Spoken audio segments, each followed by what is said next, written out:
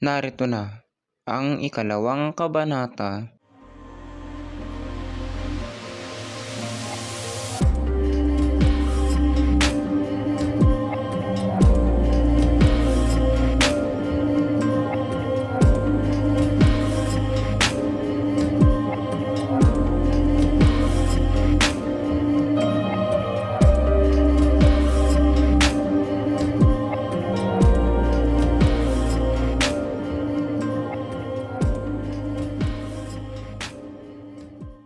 Si Ulan ay isang lobong sugatan dahil sa nakaraang laban nito.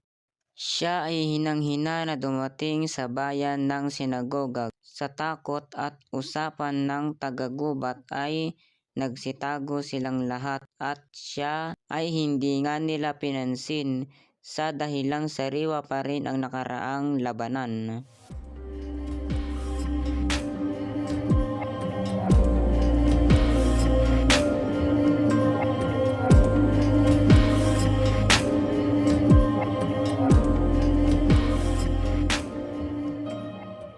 Panginoon na nasa langit, ikaw na ang bahala sa akin.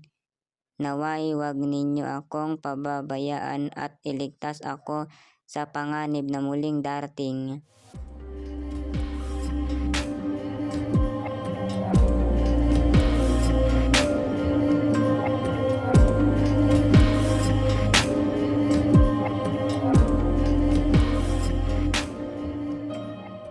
Sa gitna ng kanyang panalangin, isang dalaga ang matapang at may pangunawa ang dumating.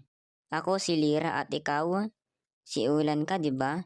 Narinig ko ang panghingi mo ng tulong sa kanila, sa aking kababayan. Tama ka. Ngunit, hindi ka sa akin natatakot? Bakit naman ako matatakot sa iyo? Hindi ba't ikaw naman ay mabait? Siyang tunay, ngunit lahat sila ay natatakot sa akin. Nagtago pa nga sila upang di ako mapansin.